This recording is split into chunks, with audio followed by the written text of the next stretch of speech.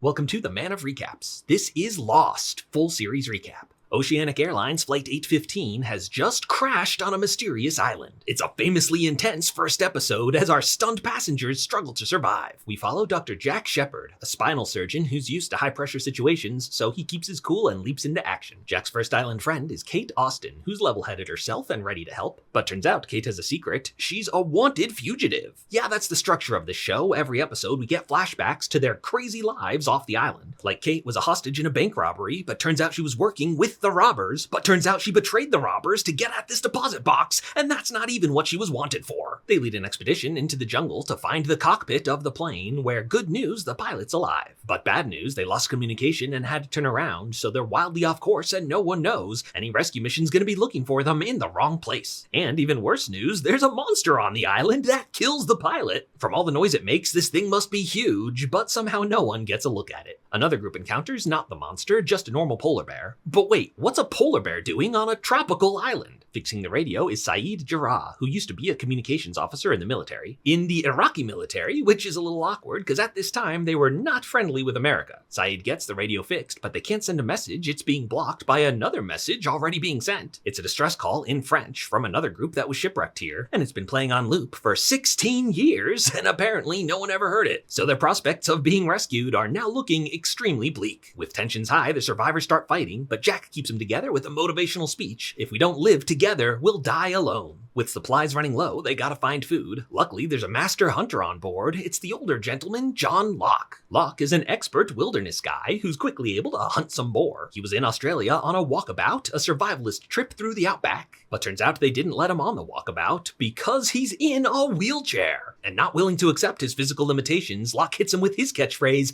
"Don't tell me what I can't do." But how is paralyzed John Locke now running around the jungle? After the crash, he was miraculously healed. Apparently this island's a magical place, and Locke now has unshakable faith that coming here was his destiny. And there's a lot of weird stuff going on this island, like Jack hallucinates his dead father. Christian Shepard was a tough-love dad who was a surgeon too, but had a drinking problem, so when Jack got him fired, he went to Australia, drank himself to death. Jack assumes he's just dehydrated, but Locke has become the island whisperer, like, "Hey man, you should follow your ghost dad." And indeed, he leads Jack to the caves, where there's a source of much needed fresh water. Also here are some ancient bodies that were placed with a white and black stone. Where the heck did these come from? Find out in 100 episodes. So the show is one part Survivor, but it's mostly Love Island. All our survivors start flirting. The main romance is Jack and Kate. But Kate has another suitor, the handsome bad boy Sawyer, who gives everyone nicknames, calls her Freckles. And they all have past relationship drama, like Jack was married, we don't know why yet, but it didn't work out. Kate's first love was also a doctor, but on the run from the law, she got him killed. Sawyer sleeps with a lot of women, but turns out he's a con man. He seduces wives of rich husbands and tricks them out of their fortunes. Another cute couple is Charlie and Claire. Claire is a young Australian woman whose boyfriend dumped her when she got pregnant. She was going to America to give her baby up for adoption, but her psychic told her to take this flight, which turned out to be bad advice. Charlie is a washed-up rock star from his one-hit wonder band, Drive Shaft. Unfortunately now he's addicted to heroin, but John Locke with some tough love helps Charlie kick the habit. So Charlie and Claire get a cute thing going on when he brings her imaginary peanut butter. Then there's the married Korean couple, Sun and Jin, who don't speak English so keep to themselves. At first, Jin is a huge douchebag who's way too controlling of his wife's son. But he wasn't always like this. They were once madly in love. When he was a poor boy, she was a rich girl. Her father allowed Sun to marry Jin on the condition he comes work for him. But turns out her father's a crime boss who sent Jim out on violent work, which turned him into a hardened guy. A non-romantic pair are the California siblings, Boone and Shannon. Although technically they're step-siblings and did get drunk and hook up once. At first, Shannon flirts with all the men, but for her island boyfriend, she picks Sayid. There's a problem when Sawyer is hoarding supplies, running a little island black market. When he refuses to give Shannon her inhaler for free, that crossed the line, Jack's gotta step in. Sayid thinks he can get Sawyer to talk. He wasn't just a communications officer, he was also the torture guy. He was the best interrogator in the Republican Guard, until they sent him after his childhood crush, and so he let her free and escaped. He ended up working with the CIA to stop a terrorist attack in Australia in exchange for asylum in America and being with his love. So Sayid tortures Sawyer a bit, but Sawyer's still not talking. It's like, come on, on, Sawyer, are you really this bad a guy? And Sawyer thinks he is. He carries around a letter from a kid of one of the couples he conned who ended up killing themselves. But turns out Sawyer has a rule: he doesn't con couples with kids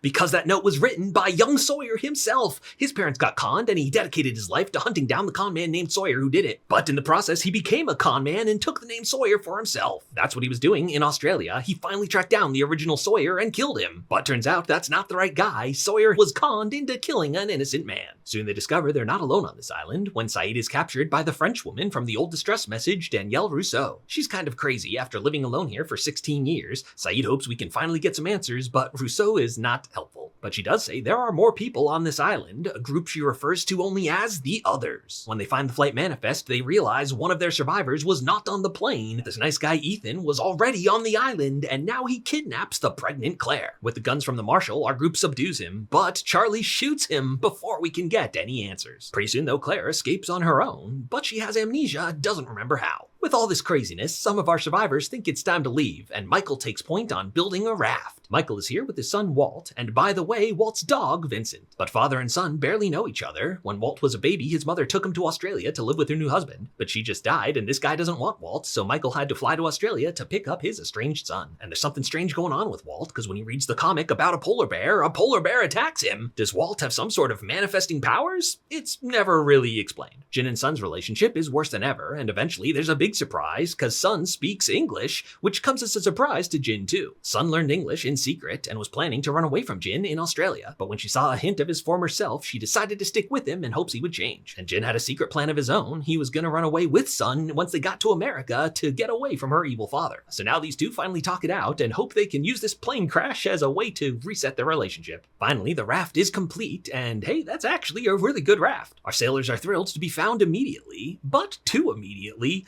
These people came from the island and they're here to kidnap Walt. Meanwhile, John Locke had taken Boone under his wing to be jungle explorers, and one day they'd find a mysterious hatch. They also discover a crashed small plane, which is full of Virgin Mary statues, which themselves are full of heroin. But while Boone's up there, the plane falls down, and we get our first main character death, R.I.P. Boone. But the island taketh away and giveth, because just then Claire goes into labor and gives birth to her beautiful baby boy, Aaron. But now John Locke has a crisis of faith. Why did the island let Boone die? Locke has had a tragic life. Just a few years before, he met his birth father, and they quickly struck up a good relationship. His father needed a kidney transplant, so Locke was happy to give him one. But when Locke woke up, his father had ditched him and cut off contact completely. Yes, he conned his son into giving him a kidney. And then when he confronted his father pushed him out the window. He fell 10 stories, broke his back, and that's how he ended up in a wheelchair. Now at his lowest point, a light in the hatch turns on, and Locke believes it's all happening for a reason. Now it's time to open that hatch, but they need help from Rousseau, who knows where some dynamite is. She takes them to the Black Rock, which is not a rock, but an old sailing ship stranded in the jungle. Our group grabs some, but on the way back, they finally encounter the monster again. And this time we finally get a look at it. It's just a bunch of black smoke. As we prepare to blow the hatch, Hurley sees the serial number, and he knows those numbers. Yes, Hugo Reyes, nicknamed Hurley, is a friendly dude who brings good vibes to the island. He won the lottery by playing those numbers, 4, 8, 15, 16, 23, 42. Winning the lottery was very good luck, but then immediately his luck turned bad. Everything started going wrong, and Hugo believed those numbers are cursed, especially because he got those numbers from his friend in a psych ward who mutters those numbers on repeat. But it's too late for Hurley to stop it. They blow the hatch, and now it's time to see what's inside.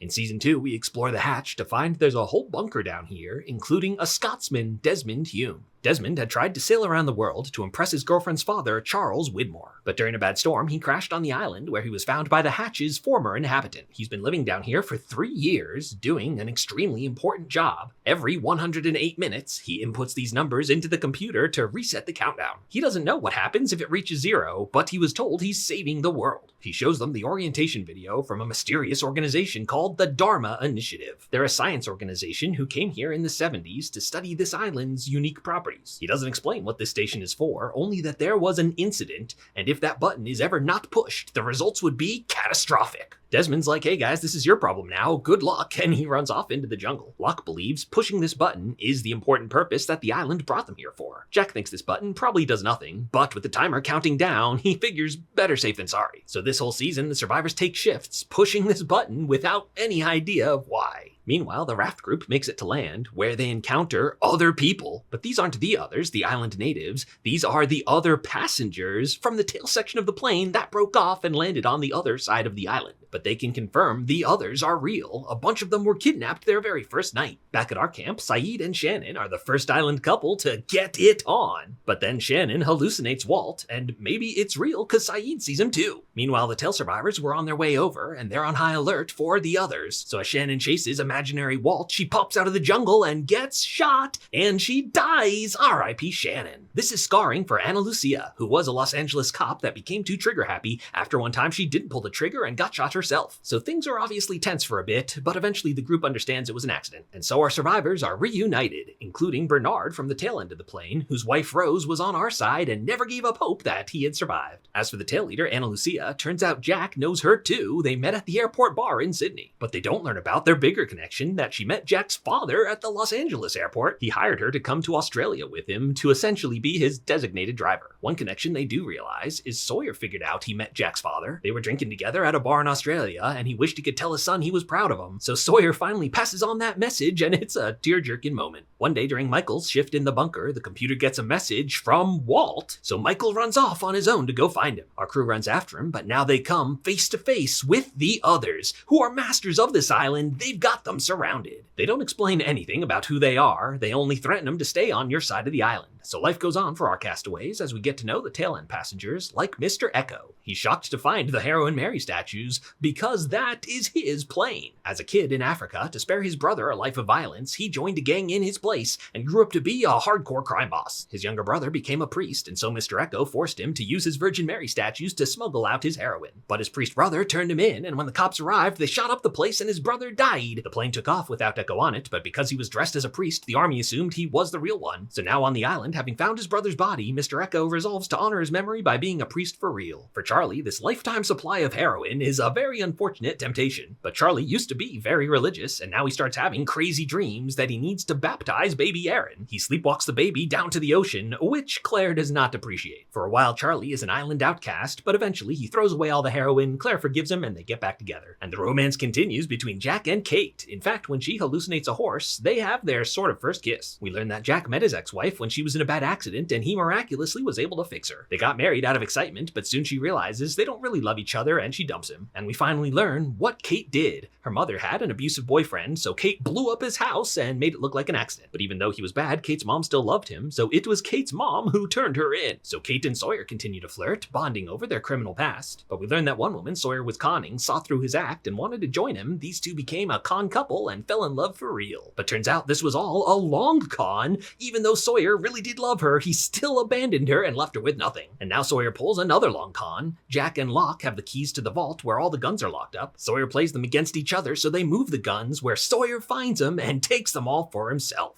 Hurley starts a romance too. He hits it off with the tail passenger Libby. Hurley asks her on a beach picnic date, which earns him the iconic thumbs up from Jin. But now Hurley hallucinates an old friend from when he was a patient in the psych ward. Turns out he's a bit schizophrenic and this guy was not real. But now he almost convinces Hurley this whole island is in his head. It's only when Libby gives him a smooch that he realizes this is probably real. Although maybe it's not real because Libby was in the psych ward with him. But now with Libby's psychiatric experience, she helps Claire remember when she was captured by Ethan. The person who helped Claire escape was a teenage girl named Alex, who now they realize was Rousseau's baby Alex that the others stole 16 years ago. So now a newly motivated Rousseau manages to capture one of the others. But this guy claims he's a castaway too, with an improbable story about a hot air balloon. Turns out the balloon story is totally true, but Sayid finds out he's not the guy. So they finally captured a real-life other, but they still don't get any answers. This guy's not saying nothing. But now Michael comes back. He claims he found the others' camp and they don't have guns. We can easily take them. That night, while Ana Lucia is on guard duty, Michael shoots her. What? No! R.I.P. Ana Lucia. Then by chance Libby walks in too, so Michael shoots her. Oh, double kill. R.I.P. Libby. We learn how the others captured Michael and made him a deal to trade Walt for that prisoner and a couple of the other castaways. James Ford, by the way, being Sawyer's real name. So Michael lures our main characters into a trap where they're captured by the others. And we learn that they're not roughing it in the jungle. They're captured castaway beards are fake.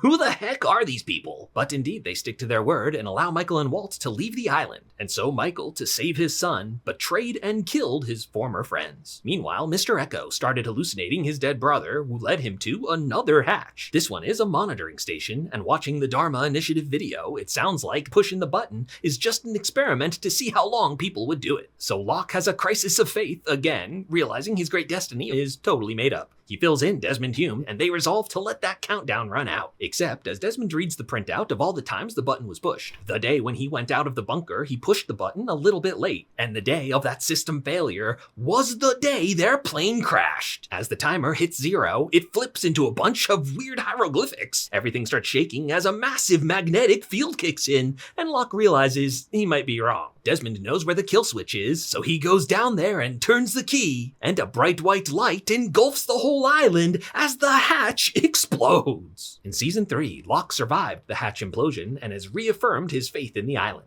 Desmond Hume survived as well, though somehow his clothes got blown off. Mr. Echo survived too. He talks to his dead brother again, but now his brother's angry at him, and then the smoke monster appears. For the first time since the pilot, it kills again. R.I.P. Mr. Echo. Jack is a prisoner of the others. Right away he tries to escape, but they've got him underwater. The guy from before introduces himself as Benjamin Linus, and he is the others' leader. He still explains nothing about who they are. All he says is we're the good guys, but Jack is rightfully skeptical. Sawyer's locked up in an animal cage where you solve the puzzle to get a treat. This was an old station from the Dharma Initiative where they were studying polar bears, so one mystery finally answered. Kate's in the cage right across from him, so these two flirt more than ever. And Kate, who spent her whole life on the run, this cell can't hold her for long. But they soon find out they got nowhere to go. They're on a separate small island off the mainland without a boat. Escaping is pointless. Back at our camp, with our main characters gone, some of our extras get promoted. Yeah, remember, there are a bunch of survivors who are always standing around in the background. It's a running joke that after all this time together, our main characters still don't know their names. These two are Nikki and Paolo, who just stole a bunch of diamonds, but they end up not trusting each other and accidentally paralyze themselves with spider venom, so when the others find them and think they're dead, they get buried alive. Now, Jack's main jailer is Juliet, who seems genuinely nice and friendly. Soon she tells Jack why he's here. Their leader, Ben, needs spine surgery, and to make Jack do it, Ben threatens his friends. They're going to kill Sawyer. And facing the prospect of their imminent deaths,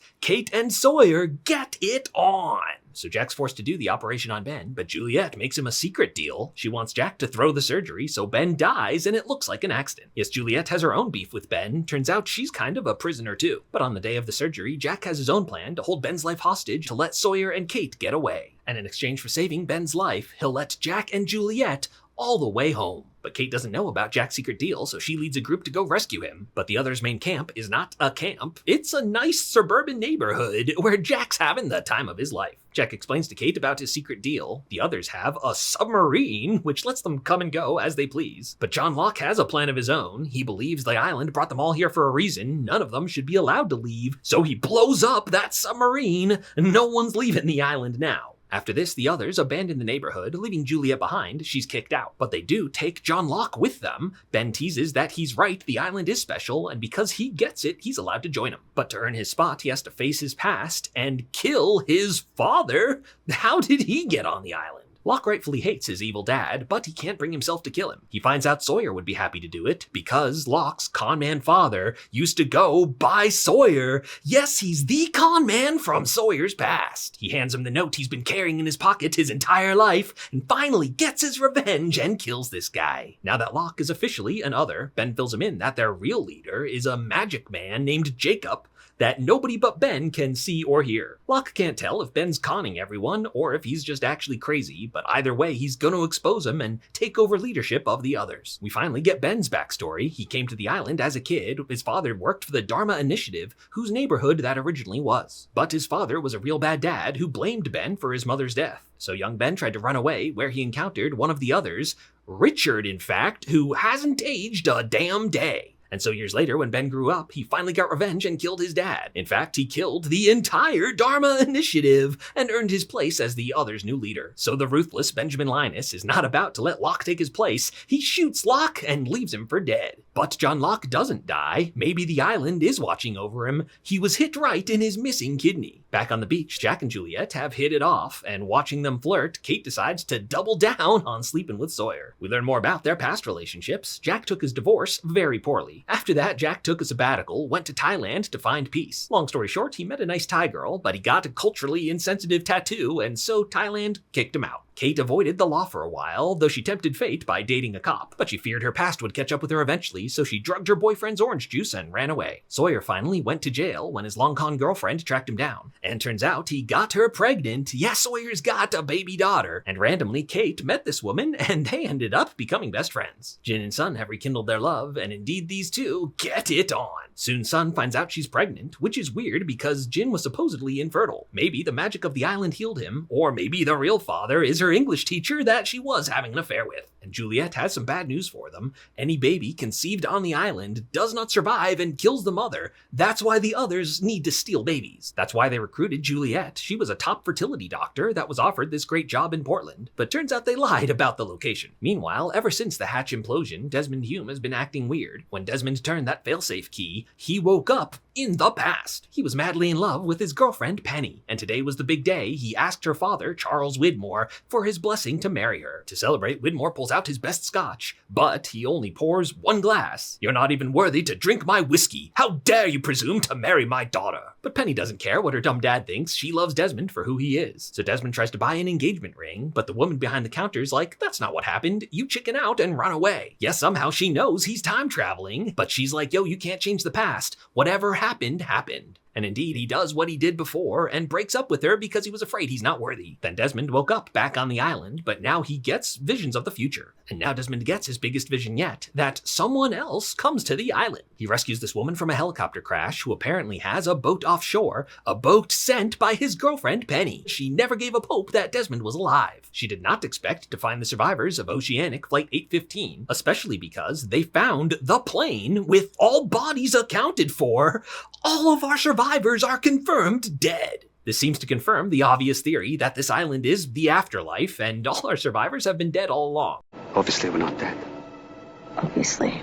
So now we have a real shot to get rescued. She has a phone to call the boat, but they still can't make any calls while Rousseau's message is blocking the airwaves. And also, the others are jamming all signals from their underwater station, the Looking Glass. Someone has to swim down to turn it off, and Desmond has some bad news for Charlie. Every time he saves his life, he has another vision where Charlie dies anyway. Now he's seen that Charlie drowns, but his sacrifice lets Claire and Aaron leave the island. So Charlie says farewell to Claire as he and Desmond head out to sea. Everyone else goes to turn off Rousseau's message, but now they're stopped by Benjamin Linus, who tells them that the people on the boat are the real bad guys. But Ben has lied about everything so far, so Jack has no reason to trust him. Also with him is Ben's daughter, Alex, who of course is Rousseau's daughter, Alex, and mother and daughter finally reunited. Meanwhile, Charlie dives on down and makes it to the Looking Glass, where, long story short, Eye Patch Russian is here, but Desmond shoots him with the harpoon gun. So Charlie shuts off the blocker and instantly gets a call from Penny. But while Penny has been trying to call the island, she absolutely did not send a boat. And Eye Patch Russian is outside the window with the grenade, so to save Desmond's life, Charlie locks the door as blam, the water's pouring in. With his final moments, Charlie writes a message to warn Desmond, not Penny's boat. After everything, he couldn't outrun fate. R.I.P. Charlie. Now communications are open, but as this woman's about to call, someone kills her. Yes, it's John Locke crawling out of the jungle. He has faith that the island brought them here for a reason and they shouldn't leave. But Jack's had enough of Locke's craziness. Stay here if you want, we're all leaving. And so it's finally happening. They make contact with a rescue boat and it looks like everyone's going home. Now, the flashbacks this episode have shown Jack, who's grown out a gross depression beard. He's hit rock bottom, stumbling around, popping pills. We assume this is after he gets back from Thailand, but now he meets up with Kate. Yes, this is a flash forward to after they're rescued, and Jack wants to return to the island. And it's the iconic season finale cliffhanger line, "We have to go back." So in season 4, we're done with flashbacks. Now we get flash forwards to their time after leaving the island. We learn that only a few of them made it, and they become famous as the Oceanic Six. Back on the island, Desmond fills everyone in that the boat is not Penny's. This sets off a big debate. Jack doesn't care whose boat it is, it's still their ticket off the island. But Locke's like, hey, I told you so, those people probably mean us harm, and a lot of the group runs off with him. And the boat's having trouble getting to the island. They send another helicopter, which crashes again, and so we meet the boat crew. There's English scientist Daniel Faraday, English English scientist Charlotte Lewis. Miles is a sarcastic guy who's not English and not a scientist. He's a medium that can speak to the dead. Then there's their pilot, Frank Lapidus, who's just kind of a funny dude. Once they all make it back to the chopper, they come clean about why they're really here. They're hunting down dangerous wanted criminal Benjamin Linus. Yes, all these years with the submarine, Ben could leave the island at will, and he's kind of a super spy who's got money and contacts all over the world. This group heads back to the Dharma neighborhood where Ben tells Locke whose boat it is. Not Penny's boat, but her father's, Charles Widmore. Charles Widmore found out about the island and wants to find it and take it for himself, so he and Ben have been in this decades-long shadow war. In fact, it was Charles Widmore who planted their fake plane crash so the authorities would stop looking and not find the island. So for a while, our characters are just hanging out. Kate and Sawyer continue their romance, while Jack and Juliet kick theirs off. But in the flash forwards, it's Jack and Kate who have finally gotten together. Now that Kate's famous, she can't run from the law anymore. Instead, she hires a lawyer, which turns out is a lot easier. And Kate has a reason to settle down. She's a mother now, but that is baby Erin, yes, Claire's baby, who apparently doesn't make it off the island. In fact, this season, she disappears without a trace. Jack finally has his father's funeral, where a random Australian woman shows up. Turns out Jack's dad had a secret Australian daughter.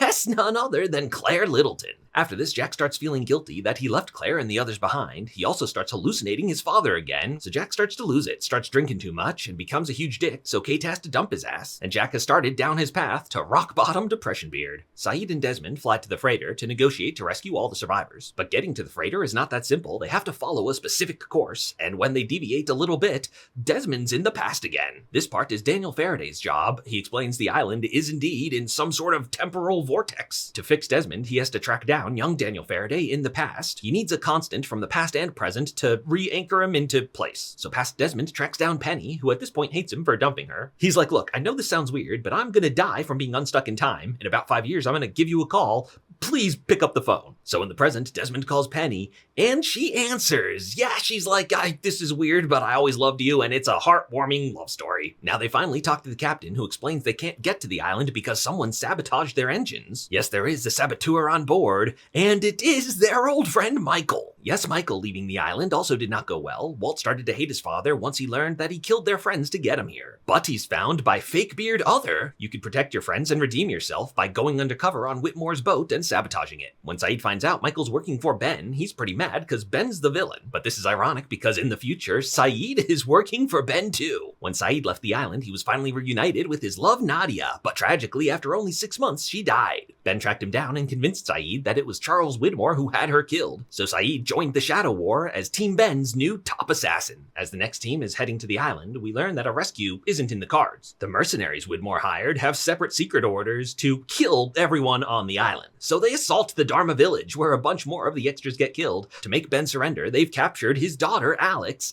Yes, earlier they killed Rousseau. R.I.P. Rousseau. Ben loves her as his daughter, but he calls their bluff. But they weren't bluffing, they kill Alex. So Benjamin Linus is very mad. He goes into his secret closet, which has in it a double secret closet, and something he did in there summons the smoke monster. It busts on in and takes out all the mercs. Per usual, Ben doesn't explain much, but he does fill them in on his new goal, to protect the island from Charles Widmore. He wants to move the island. Jack catches up to them for another debate with John Locke. Locke's like, Jack, you cannot leave. It was fate that brought you to this island. But Jack still doesn't believe in all that. He's like, whatever, Locke, I'm leaving. And so Jack and our main crew hop on the helicopter, finally leaving the island. But the helicopter has a fuel leak. There's too much weight, they can't all make it. So Sawyer kisses Kate goodbye, and he gives up his spot so the rest can make it. But as the helicopter makes it to the freighter, Desmond's telling him not to land, because before the mercenary left, he rigged the freighter to explode. In fact, this guy survived and tracks down Ben, but Ben kills him to get revenge for his daughter. But turns out the boat bomb was rigged to his heartbeat. So they patch up the helicopter real quick. Staying behind to buy time with the bomb is Michael and Jin. Jin and Sun are excited for the future to get off the island and raise their daughter. They have a cute flash forward story where Sun's giving birth and Jin's racing to the hospital. But turns out Jin's part of the story was in the past when he was working for her father. And in the future we learn that Jin died. He did not make it off the island. Now Jin races to the helicopter, but he was just too late and the freighter explodes with Jin on board. R.I.P. Jin and R.I.P. Michael. Meanwhile, Ben brings Locke to yet another Dharma station. He explains whoever moves the island gets kicked off it. So Ben's willing to take one for for the team and leaves John Locke officially as the new leader of the others. So how does one move an island? Well, deep underground, the island has a steering wheel. So Ben gives it a push, and yes indeed, the island disappears. This is awkward for the people in the helicopter, who now have to do a water landing. Luckily, they don't have to wait long before another boat finds them,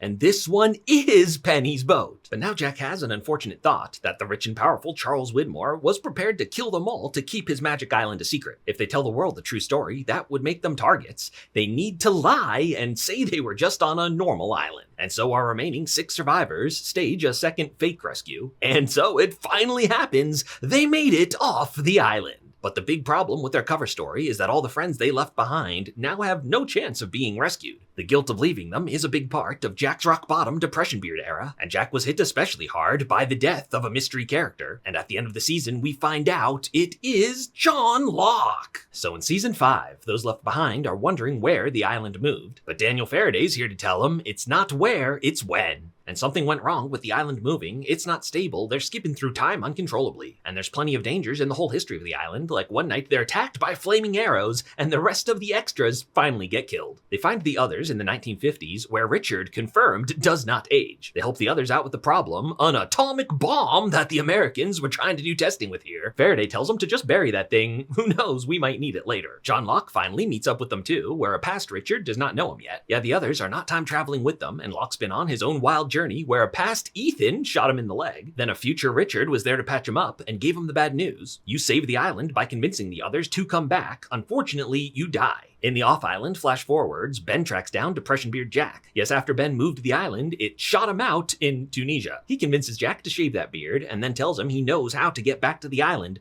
but it has to be all of them together. But they're going to be hard to convince. Jack now believes that John Locke was right, it was their fate to stay on the island, but the rest of them have no interest in going back. Like Kate, for example, would never leave Aaron. So to get them back to the island, Benjamin Linus manipulates them. He sends some lawyers to test if Kate is truly Aaron's mother, and he kind of gets Hurley framed for murder. Sun's going to be the hardest to convince. She blames Ben for Jin's death, but she ends up being the easiest to convince when he tells her Jin is still alive. Yes, that's right, Jin leapt from the freighter just in time. And during his time-jumping adventure, he ends up with a young Danielle Rousseau. Eventually, our island crew all meet up. Unfortunately, this time-skipping can be deadly. Faraday and Charlotte had fallen in love, but unfortunately she dies. R.I.P. Charlotte. To stop the island time-skipping, they gotta get back to that steering wheel. Unfortunately, the Dharma station had not been built yet, so Locke just climbs down the well. But just then time skips again to a point before the well was dug, so Locke falls down and breaks his legs. But Locke makes it to the steering wheel, which Ben just didn't push all the way, so Locke gives it the final nudge, and the island settles down. But the island doesn't settle in the present, it settles back in the 1970s, where our crew meets the Dharma Initiative. And now there is a 3-year time jump. Our gang has joined the Dharma Initiative and settled in for a peaceful life. Sawyer, going by the fake name LaFleur, has kicked off a romance with Juliet. And not just because they have no other options, they are truly in love. After Locke finished spinning the wheel, the island shot him out in Tunisia, but someone knew this was the island exit. He's found by Charles Widmore. Turns out Widmore used to be the leader of the others before Benjamin Linus led a coup and banished him. And Charles Widmore explains to Locke, I'm not the bad guy, Ben's the bad guy. So Locke went on a worldwide tour to convince everyone to come back to the island, but at the time, no one was interested. So Locke has failed his important mission, but he trusts in the island and what Richard said, that to get them back, he would have to die. But Ben busts in to stop him like, hey man, no, this is not the way. And Locke has no idea anymore who to trust or what to do. He has a crisis of faith once again, which makes him vulnerable to Ben's manipulations. Widmore had told Locke how they could get back to the island, something that Ben didn't actually know. But now that Locke has told Ben, he can't have Locke leading the others once they all get back to the island. So Benjamin Linus turns on him and kills John Locke. Oh no, R.I.P. Locke. To get back to the island, they visit a church where they meet Eloise, the woman from Desmond Hume's time travel flashback. And turns out she is Daniel Faraday's mother, who pushed him to be a time travel scientist when he just wanted to play the piano. She's got a whole crazy setup down here where she can track the island's movements, and she's got a new flight picked out that if they're all on it, the island will crash it to bring them back. So Jack boards a flight to Guam, where the rest of the crew have decided to come, like Kate, for example, realized she needs to rescue Claire. And John Locke has to come with them too. Jack's bringing his body, just like his father's in the original flight. Benjamin Linus is the last to arrive. He had to take care of some unfinished business. Charles Widmore killed his daughter Alex, so now Ben's gonna kill Penny. But Penny and Desmond had a kid, and when Ben sees this, he changes his mind. And just then anyway, Desmond arrives to beat the crap out of this douche. But he makes it to the plane on time, and so now it's happening. Our crew's going back to the island. Hilariously, the pilot is Frank Lapidus, who once he sees who the passengers are, realizes they're not going to Guam.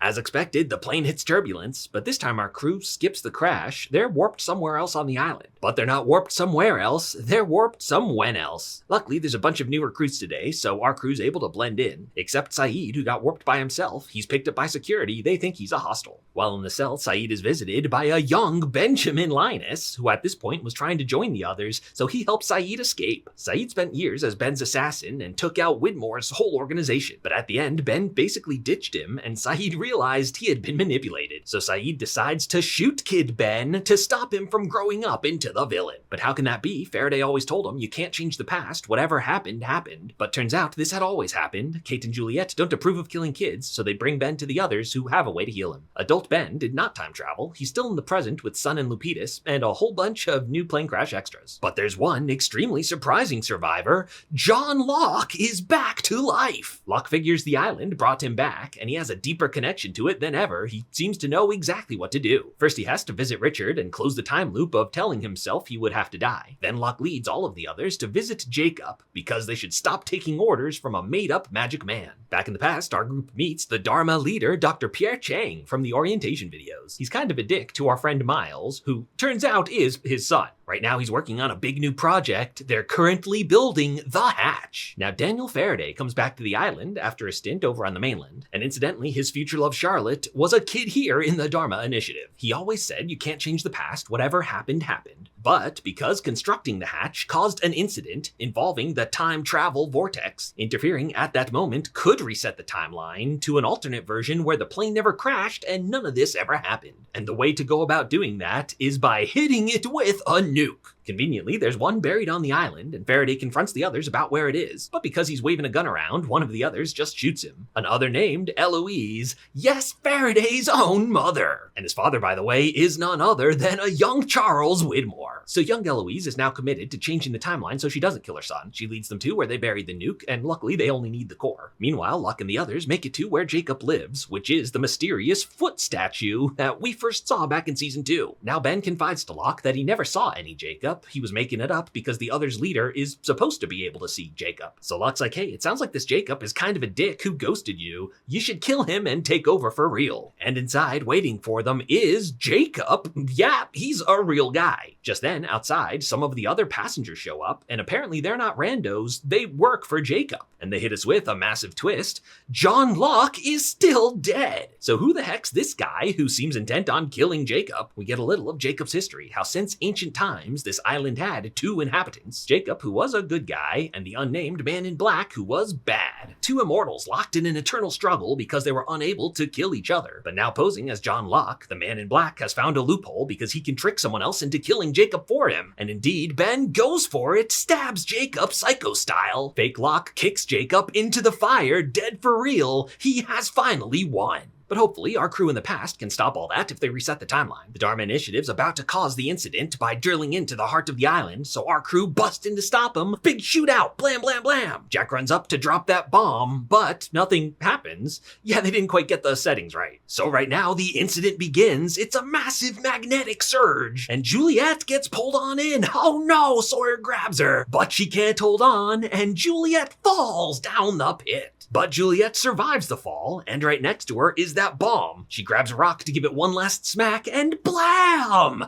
Season finale cliffhanger. In season 6, we're back on a plane, the original Oceanic 815. And this time, when they hit some bad turbulence, the plane does not crash. They safely land at LAX. It looks like the bomb worked. But we're also still on the island. It looks like the bomb blew them back to the present, but from their perspective, nothing else changed. Yes, this season, we're following 2 separate timelines. Sawyer finds Juliet still alive, and they have this final reunion, cause then immediately she does die. R.I.P. Juliet. Now Hurley gets a visit from Jacob. Hurley thought he was crazy again when he was seeing his dead friends, but Jacob's like, nah man, I'm real, you see dead people, and now that I'm dead, I can talk to you. Ghost Jacob leads him to the other's real main headquarters, which is an ancient temple. When Hurley tells him Jacob's dead, they go into lockdown mode to keep fake Locke out. But how dangerous can this fake Locke be? He's just one dude, except turns out he is the smoke monster. He explains to Ben that he can appear as people who are dead. This means, by the way, the real John Locke is tragically, truly dead.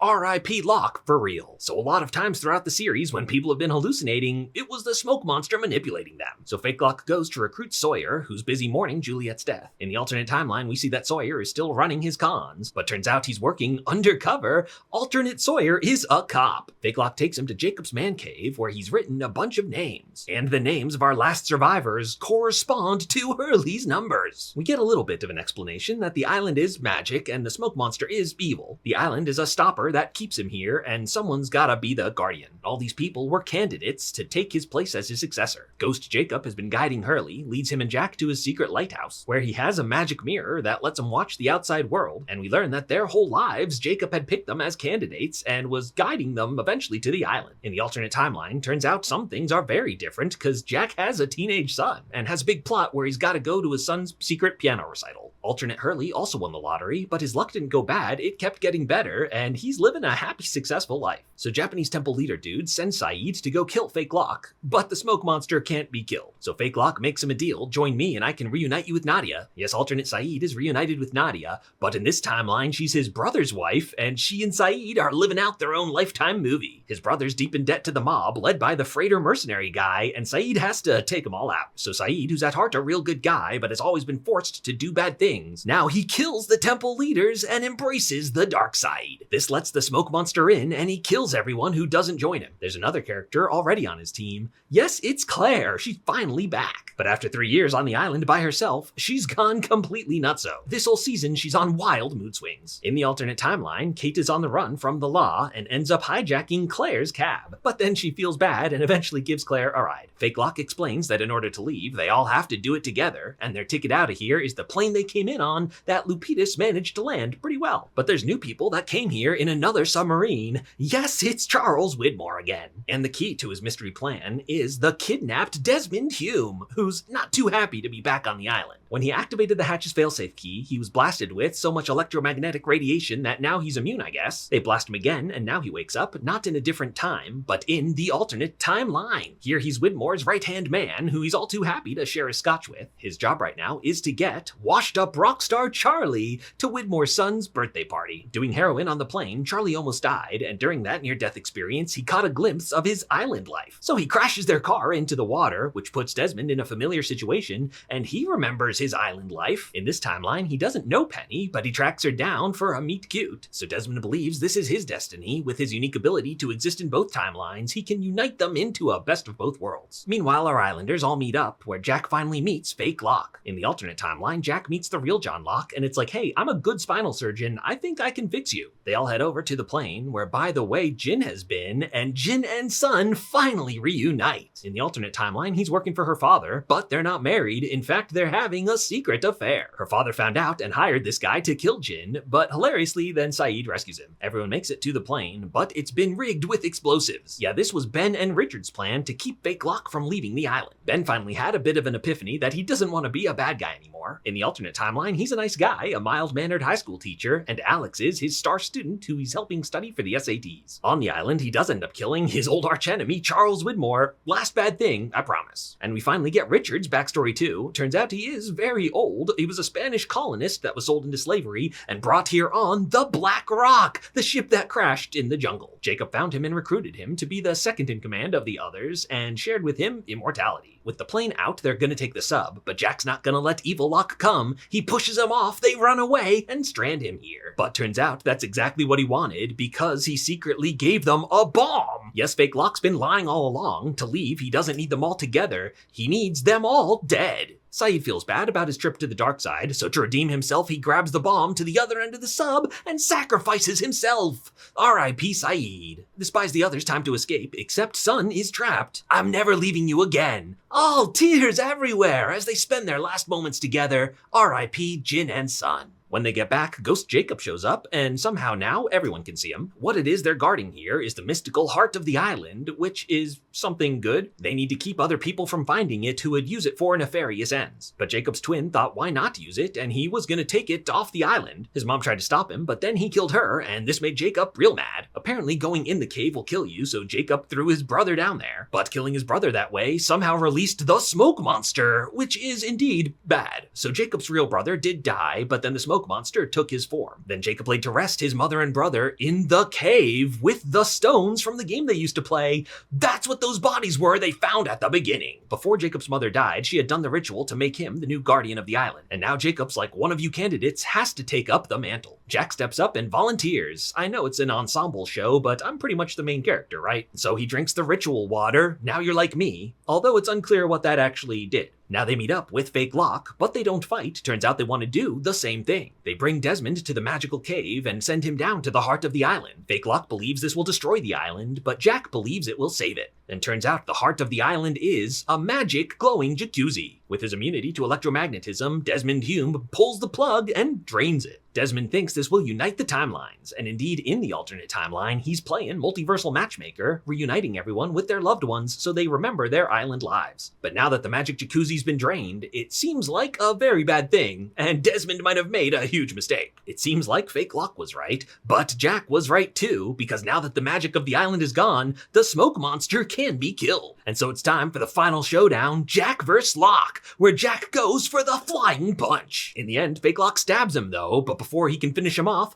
Kate busts in with the shot to kill the smoke monster, defeated for good. But the island is still falling apart. Someone's gotta plug that jacuzzi back in. Jack volunteers to stay behind. He and Kate admit they love each other and have a passionate kiss. The others rush to the plane and get out of there just in the nick of time. Hurley decided to stay with Jack, and Jack now realizes he was just a placeholder. Hurley is Jacob's true heir. He passes the power to Hurley, then goes down and plugs that jacuzzi back in, and the island is saved. But when they pull Jack back up, it's actually Desmond Hume who Jack saved. Yes, Jack knew this was a one-way trip. But over in the alternate timeline, things are going really great. Everyone's remembering their alternate lives, and it's all just so heartwarming. Desmond has managed to bring most of the group to the concert where Daniel Faraday's playing piano, accompanied by Driveshaft. Just then Claire goes into labor, then Charlie busts in to see what's up, and he and Claire remember each other. Oh God, crying everywhere. Finally, Kate comes to wake up Jack, but Jack is resisting his alternate memories. What he needs is his father's funeral, and now finally Jack remembers it all. But now Jack meets his father, which doesn't make sense because in this alternate timeline, he's still dead. His dad's like, yeah,